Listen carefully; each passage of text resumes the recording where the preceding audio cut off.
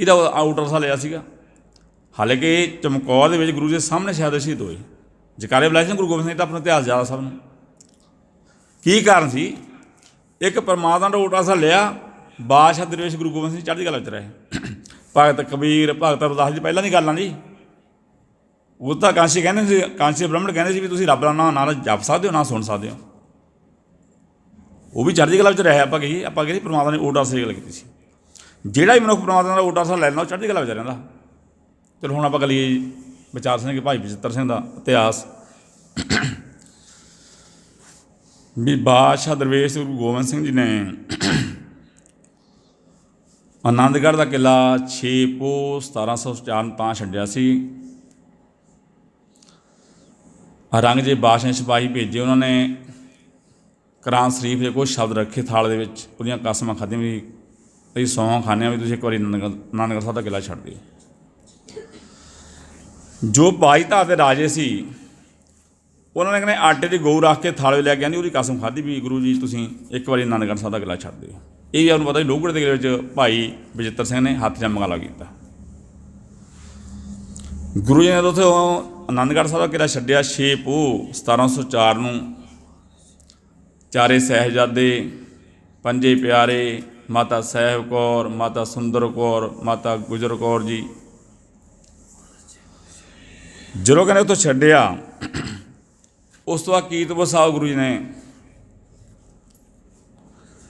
कुछ मिनट रुके, क्योंकि उससे बड़िया का स्थान सी। गुरु तेग बहादुर जी, गुरु हरगोबिंद साहब, गुरु हरकृष्ण साहब, गुरु हारिया साहब काफ़ी समा कीरतपुर साहब रहे। उस तो अगे शाही टिब्बी उपर जी जंग होया। एक पासे सरसा सी चढ़ी हुई, एक पासे जंग हो रहा सी। सानूं हुण पता जिथे भाई बचित्तर सिंह का बड़ा भरा भाई उदय सिंह जो जालम लोगों का मुकाबला करता होया शहीद होया। गुरु जी ने एक पासे सरसा के किनारे उपर आसरी इबादत कीर्तन किया सी, नितनेम दे विच नांगा नहीं सी पहनता। उदों एक भाग दे विच माता गुजर कौर, छोटे साहिबजादे बाबा जोरावर सिंह, बाबा फतेह सिंह जी, तो एक भाग दे विच भाई मनी सिंह, माता साहिब कौर ते माता सुंदर कौर दिल्ली नूं जाले पाए उत्थों। एक भाग दे विच बड़े साहिबजादे गुरु गोबिंद सिंह जी दे पंजे प्यारे सिंह सन कुछ। उस तो गुरु जी अगे जो एक उन्होंने भुलेखा पै गया, ਜਦੋਂ भाई उदय सिंह शहीद हुए भी असी गुरु गोबिंद ਦਾ उन्होंने कह लिए भाई उदय सिंह का उन्होंने सीस वढ़ लिया सी लक लवी। ये गुरु गोबिंद सिंह जी हैं। तां करके फौज ਵੱਖੋ ਵੱਖਰੀ हो गई सी। ਜਦੋਂ उन्होंने कहने सनात की रोपड़ लिया के देखा भी ये भाई उदय सिंह का सीस आ, खास है मेरा रूप है खास। कहने भाई उदय सिंह का चेहरा गुरु गोबिंद सिंह मिलता सी, जो इतिहासकारां ने लिखा। इस स्थान पर जी भाई बचित्तर सिंह ने कुछ सिंघां ने मुकाबला किया सी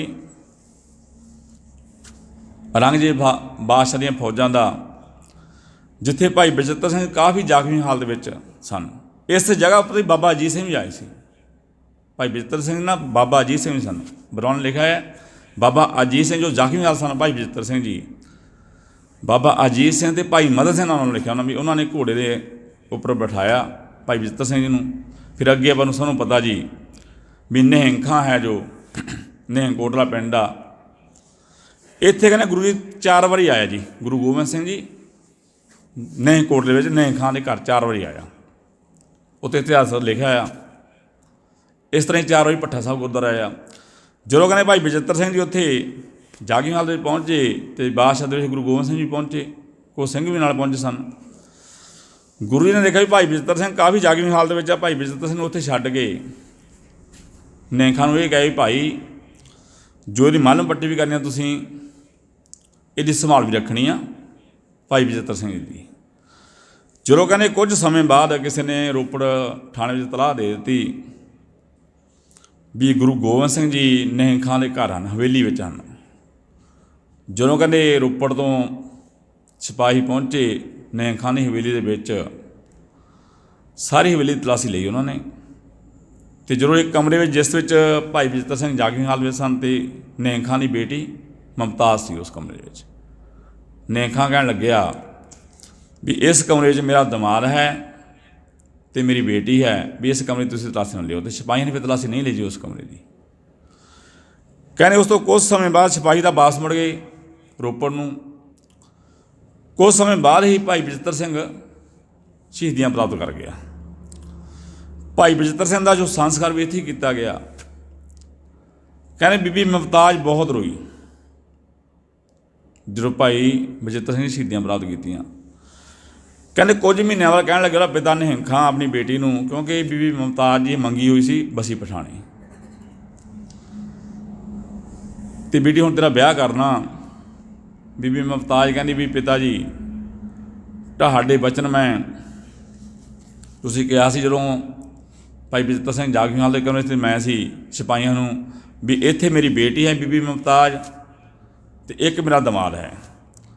हालांकि तुसीं मैनूं मंगिया सी वसी पठाणे पर तुहाडा वचन मैं कमाउणा भी मैं हालांकि बेशक भाई बचिੱਤਰ ਸਿੰਘ जी शहीद हो चुके हैं, मैं उन्होंने पत्नी बन चुका, मैं प्रमाण कर लिया। आ साडियां धीआं भैणां नूं भी सानूं ये सिक्खा देनी चाहिदी आ भी बीबी मुमताज का इतिहास दस के भी वो भी अपने माता पिता का वचन मनण। हुण कोई बच्चे थोड़ा गए साडी लाइफ आ जी असीं अपना देखना हिसाब किताब, क्यों बाहर हो गए? असीं उन्होंने गुरबाणी बारे दस्सिया नहीं, इतिहास बारे दस्सिया नहीं है। उस तो बाद जी सारी जिंदगी बीबी मुमताज ने, कल मैं गया सीगा जी पिंड बड़ी पैंदा, हाँ बड़ी पिंड दे विच।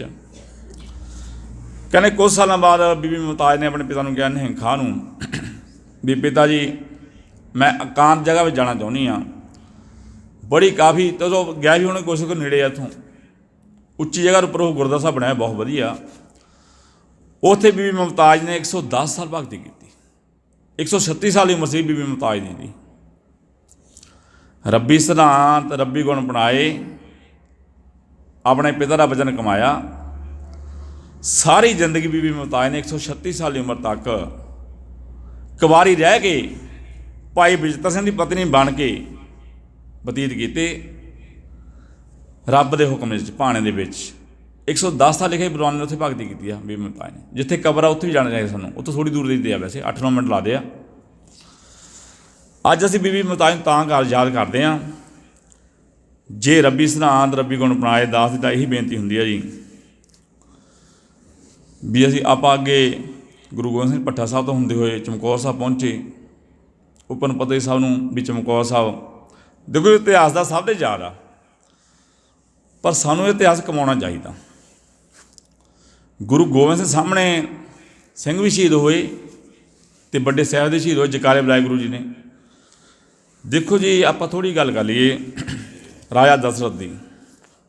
वैसे तो ना आप चारों युगों ने हुण समा घट नहीं चारों युगों की गल करते, पढ़ते खोलते ना पूरे भी की कुछ होया चारों युगों के विच। जदों कहते रामचंद्र भेजना की कारण से है ही 3 मिनट।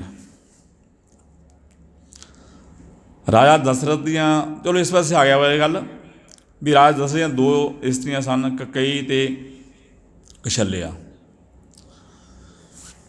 ककई के कहण दे उपर राजा दशरथ नूं बनवास रामचंद्र नूं बनवास कट्टण वास्ते भेजिया जी। जदों कहने रामचंद्र बनवास कट्टण गया दशरथ राजा बहुत रोया तो उच्ची जगह उपर देखने लग गया। जब तक तो दिखता रहा रामचंद्र, हालांकि उन्हें आपे भेजा सी, हालांकि उन्हें वापस आ जाना सी ना दशरथ और रामचंद्र जी ने वापस तो आना सी 14 साल बाद, आया भी वापस। जिस समय तक कहते रामचंद्र दिखता रहा दशरथ राजे नूं उस समय तक ठीक रहा, जो दिसनों हट गया तो उन्हें उच्ची जगह तो कह दी हेठां छाल मार के आत्म हत्या कर ली सी। इस तरह ही इब्राहिम होया। इब्राहिम नूं कहण लगे भी तेरे पुत्र नूं असीं तसीहे दे के मारना, मौत दे घाट उतारना। इब्राहिम ने अखां उपरों पट्टी बन ली, कहना मेरी अखां ते पट्टी बन दे जो मर्जी कर। हालांकि मारिया नहीं सी वो इब्राहिम दा पुत्र, पर उन्हें भी अखां ते पट्टी बनाई अपने। एक पासे बादशाह दरवेश गुरु गोबिंद सिंह ने, हालांकि पता सी गुरु जी नूं भी देखो सामने एक 10 लाख फौज आ, एक पासे कुछ 5 सिंह जाते सन हर जत्थे दे विच भी जो वापरना पता ही बादशाह दरवेश गुरु गोबिंद सिंह जी नूं।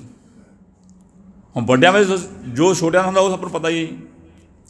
बादशाह दरवेश गुरु गोबिंद सिंह ने आप बाबा फतेह सिंह बाबा अजीत सिंह तैयार करके भेजिया।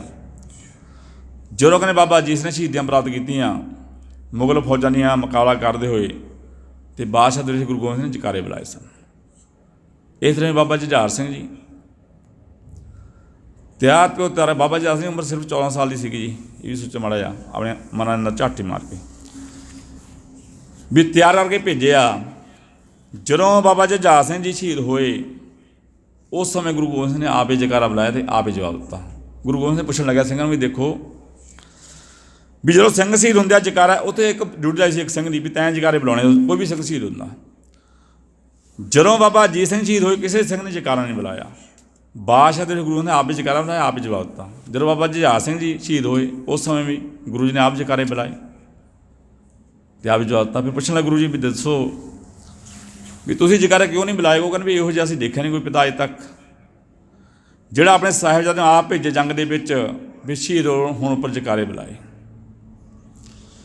जो भी मनुख परमात्मा का ओट आसरा लै लैंदा जी वो चढ़दी कला हो जांदा। आपां यही गल कीती सी ना तो आपां लैके देखो जी ओट आसरा परमात्मा कल्ले दा गुरुआं ने भी लिया।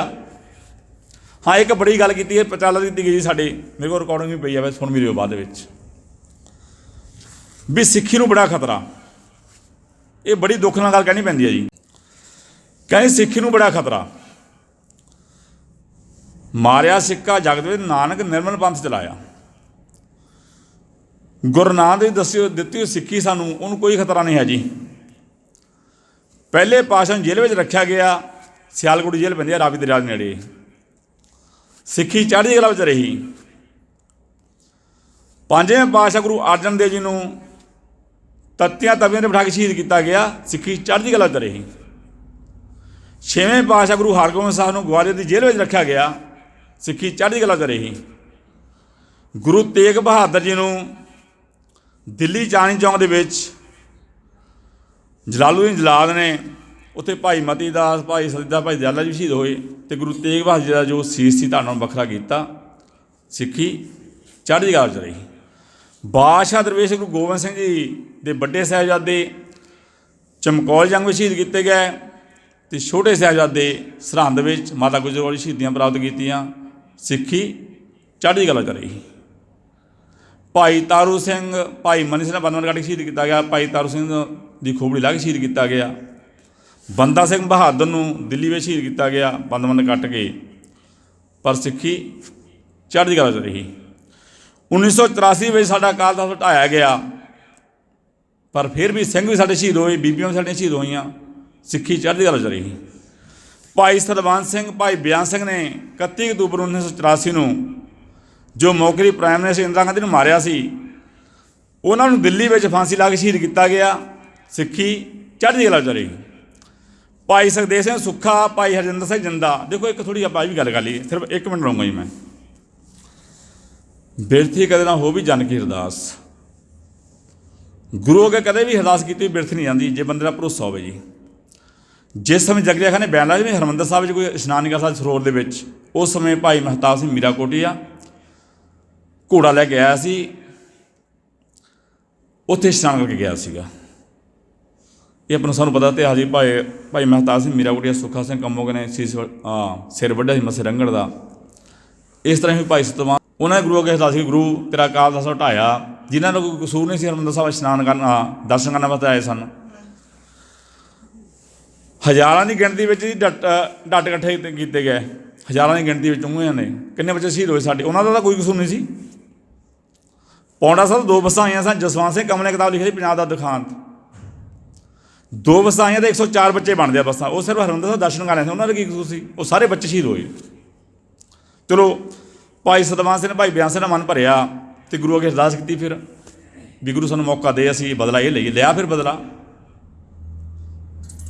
तो उस तो बाद भाई सुखदेव सिंह सुक्खा जी इंग्लिश MA कर रहे फस्ट ईयर में भाई हरजिंदर सिंह जिंदा जंडियाला गुरु BA फस्ट ईयर तो एक उम्र 19 साल की एक 21 साल की उम्र सी जी लाए अंदाजा अपने मना के अंदर। जो उन्हें अकाल तख्त ढाया देखिया हरमंदर साहब पर गोलियां लगियां सानूं पता जी गुरु ग्रंथ साहब अगे गोलियां लगियां फिर मन भाव हो गया। हालांकि जिंदगी हर एक प्यारी है। फिर गुरु अगे अरदास करी गुरु ये बदलाव असीं लईए। सब तो पहले तो दिल्ली में ललित MP सी काढ़िओ यूट्यूब के उपर जाके ललित MP अर्जन दास क्यों तो सौखा हो गया ना काम गूगल जाके सर्च कर लियो। फिर कहते दिल्ली गए है ये, दोवां ने दिल्ली जाके फिर किरत भी की। फिर अर्जन दास ते ललित MP ਨੂੰ ਗੱਡੀ ਚੜਾਇਆ ਸੀਗਾ, ਜਿਨ੍ਹਾਂ ਨੇ 1984 ਨਵੰਬਰ 1984 ਸਾਡੀਆਂ ਭੈਣਾਂ ਦੇ ਸਾਡੇ ਵੀਰਾਂ ਦੇ ਗਲਾਂ ਵਿੱਚ ਟਾਇਰ ਪਾ ਕੇ ਅੱਗ ਲਗਾਈ। ਸਾਨੂੰ ਪਤਾ, ਇੱਕ ਨਾ ਇਹ ਕਿਤਾਬ ਲੈ ਕੇ ਸਾਰੇ ਪੜ੍ਹਿਓ ਜੀ। ਇਹ ਕਿਤਾਬ ਪੰਜਾਬ ਦੀ ਧਰਤੀ 'ਤੇ ਹਿੰਦੁਸਤਾਨੀ ਅੱਤਵਾਦ ਭਾਈ ਬਲਜੀਤ ਸਿੰਘ ਖਾਲਸਾ ਨੇ ਕਿ ਬਹੁਤ ਮਿਹਨਤ ਕੀਤੀ ਆ ਉਹਨੇ। ਨਵੰਬਰ 1984 ਜੇ ਕਿਸੇ ਨੇ ਮੰਗਵਾਉਣੀ ਤਾਂ ਮੰਗਵਾ ਵੀ ਸਕਦੇ ਅੰਮ੍ਰਿਤਸਰ ਤੋਂ, ਮੇਰੇ ਤੋਂ ਨੰਬਰ ਲੈ ਲਓ ਉਹਨਾਂ ਬੁੱਕ ਸ਼ਾਪ ਵਾਲਿਆਂ ਦਾ, ਫ੍ਰੀ ਭੇਜ ਦਿੰਦੇ ਆ ਉਹ, ਸਿਰਫ 100 ਰੁਪਏ ਲੈਣਾ ਮੈਨੂੰ ਲੱਗਦਾ ਚਾਰਜ ਹੋ। ਚਲੋ ਆਪਾਂ ਗੱਲ ਕਰੀਏ ਵੀ ਸਿੱਖੀ ਚੜ੍ਹਦੀ ਕਲਾ 'ਚ ਕਿਵੇਂ ਰਹੀ। ਭਾਈ ਸੁਖਦੇਵ ਸਿੰਘ ਸੁੱਖਾ, ਭਾਈ ਹਰਜਿੰਦਰ ਸਿੰਘ ਜਿੰਦਾ ਫਿਰ ਪੂਨੇ ਪਹੁੰਚੇ। ਜੋ ਆਨੰਦ ਕੁਮਾਰ ਵੈਦਿਆ ਸੀ ਨਾ, ਇਹ ਆਰਮੀ ਦਾ ਮੁਖੀ ਸੀ, ਇਹਦੇ ਅੰਦਰ 1.5 ਲੱਖ ਫੌਜ ਹੁੰਦੀ, 1.5 ਲੱਖ। ਉੱਥੇ ਜਾ ਕੇ ਕਿਰਤਵੀਰ ਦੀ ਕਮਰਾ ਕਿਰਾਏ 'ਤੇ ਲਿਆ। ਜਦੋਂ ਕਮਰਾ ਕਿਰਾਏ 'ਤੇ ਲਿਆ, ਇੱਕ ਦਿਨ ਉਹਦੇ ਘਰੇ ਚਲੇ ਗਏ ਆਨੰਦ ਕੁਮਾਰ ਵੈਦਿਆ ਦੇ ਸਵੇਰੇ। ਜਦੋਂ ਘਰ ਗਏ ਤਾਂ ਪੁੱਛਿਆ ਸਿਪਾਹੀ ਨੂੰ ਬਾਹਰ, ਕਿਉਂ ਬਹੁਤ ਫੌਜ ਲੱਗੀ ਆਲੇ ਦੁਆਲੇ ਉਹਦੇ, ਬਾਡੀਗਾਰਡ ਸਨ। ਹੁਣ ਆਰਮੀ ਦਾ ਮੁਖੀ ਸੀ, ਉਹ ਜਨਰਲ ਸੀ ਆਰਮੀ ਦਾ। ਪੁੱਛਿਆ ਵੀ ਆਨੰਦ ਕੁਮਾਰ ਵੈਦਿਆ, ਉਹ ਕਹਿੰਦੇ ਵੀ ਇੱਥੇ ਰਹਿੰਦੇ ਹੋ ਤਾਂ ਕਿਤੇ ਬਾਹਰ ਗਿਆ, ਦੱਸੋ ਕੰਮ ਹੋ ਗਿਆ। ਕੰਮ ਤਾਂ ਹੈ ਸਾਨੂੰ, ਪਰ ਤੁਹਾਨੂੰ ਦੱਸਣਾ ਨਹੀਂ, ਅਸੀਂ ਜ਼ਰੂਰੀ ਗੱਲ ਕਰਨੀ ਕੋਈ ਨਾਲ। ਚਲੋ ਇਹ ਘਰ ਦਾ ਪਤਾ ਲਗਾ ਲਿਆ। ਕਹਿੰਦੇ ਕੁਝ ਦਿਨ ਉਹਨੂੰ ਉਡੀਕਦੇ ਰਹੇ। ਉਸ ਤੋਂ ਆ ਕੇ ਮੰਡੀ ਉਹ ਆਪਣੀ ਘਰ ਵਾਲੀ ਨਾਲ ਆਇਆ ਸੀ, ਮੰਡੀ ਦੇ ਸਬਜ਼ੀ ਮੰਡੀ ਦੇ ਵਿੱਚ ਕਹਿ ਰਹੀ ਆਪਾਂ। ਹਰਜਿੰਦਰ ਸਿੰਘ ਜਿੰਦਾ ਕਹਿੰਦਾ ਵੀ ਹੁਣ ਮੌਕਾ ਵੀ ਇਹਨੂੰ ਸੋਧਾ ਲਾਈਏ ਆਪਾਂ। ਸੁਖਦੇਵ ਸਿੰਘ ਸੁੱਖਾ ਥੋੜ੍ਹਾ ਸਿਆਣਾ ਸੀ, ਉਹ ਕਹਿਣ ਲੱਗਿਆ ਵੀ ਦੇਖ ਆਪਣੇ ਇਹਦੀ ਘਾਲੇ ਦਾ ਕੋਈ ਕਸੂਰ ਨਹੀਂ, ਜੇ ਇਹਨੇ ਅਟੈਕ ਕਰਾਇਆ ਨਾ, ਇਹਦਾ ਕਸੂਰ ਆ ਇਕੱਲੇ ਦਾ, ਉਹਦੀ ਘਾਲੇ ਦਾ ਕੀ ਕਸੂਰ ਆ। ਕਹਿੰਦੇ ਫਿਰ ਕੁਝ ਸਮਾਂ ਰੁਕੇ। ਜਦੋਂ ਕਹਿੰਦੇ ਆਪਣੀ ਘਾਲੇ ਤੋਂ ਵੱਖਰਾ ਹੋਇਆ, ਗੱਡੀ ਕੋਲ ਆਇਆ ਇਕੱਲਾ ਹੀ। ਆਨੰਦ ਕੁਮਾਰ ਵੈਦਿਆ ਦੀ ਗੱਲ ਕਰ ਰਿਹਾ ਜੀ ਮੈਂ, ਕੋਈ ਜਨਰਲ ਸੀ, ਇਹ ਮੁਖੀ ਸੀ ਆਰਮੀ ਦਾ। ਫਿਰ ਆਨੰਦ ਕੁਮਾਰ ਵੈਦਿਆ ਨੂੰ 15 ਅਗਸਤ 1987 ਨੂੰ ਗੱਡੀ ਚੜਾਇਆ। 9 ਅਕਤੂਬਰ 1992 ਨੂੰ ਭਾਈ ਹਰਜਿੰਦਰ ਸਿੰਘ ਜਿੰਦਾ, ਸੁਖਦੇਵ ਸਿੰਘ ਸੁੱਖੇ ਨੇ ਪਹਿਲਾਂ ਇਹਨੇ ਪੰਜਾਂ ਬਾਣੀਆਂ ਦਾ ਪਾਠ ਕੀਤਾ, ਫਿਰ ਗੁਰੂ ਅੱਗੇ ਅਰਦਾਸ ਵੀ ਕੀਤੀ, 16 ਸਾਲ ਦਾ ਪਾਠ ਵੀ ਕੀਤਾ। ਉਸ ਤੋਂ ਬਾਅਦ ਫਿਰ ਕਹਿੰਦੇ ਇਹ ਵੀ ਕਹਿਣ ਲੱਗੇ, ਬਰਫੀ ਵੰਡੀ ਗਈ ਉੱਥੇ। ਜੇਲ੍ਹ ਜੋ ਸਟੂਡੈਂਟ ਸੀ ਕਹਿ ਲਈਏ ਜਾਂ ਜੇਲਰ ਸੀ, ਉਹਨੂੰ ਕਹਿੰਦੇ ਤੁਸੀਂ ਸਾਨੂੰ ਫਾਂਸੀ ਤਾਂ ਦੇਣੀ ਹੋਈ ਹੈ ਹਰਜਿੰਦਰ ਸਿੰਘ ਜਿੰਦਾ, ਸੁਖਦੇਵ ਸਿੰਘ ਵੀ ਅਸੀਂ ਇਹ ਫਾਂਸੀ ਝਗੜਾ ਆਪਣੇ ਗਲ 'ਚ ਆਪ ਪਾ ਲਈਏ। ਉਹ ਕਹਿੰਦੇ ਵੀ ਇਹ ਕਾਨੂੰਨ ਨਹੀਂ ਕਹਿੰਦਾ, ਵੀ ਇਹ ਨਹੀਂ ਕੰਮ ਹੋ ਸਕਦਾ। ਪਰ ਉਹਨਾਂ ਨੇ ਬਰਫੀ ਵੰਡੀ ਸੀ, ਕਹਿੰਦਾ ਨਹੀਂ, ਕਹਿੰਦੇ ਜਕਾਰੇ ਵੀ ਬੁਲਾਏ ਸਨ।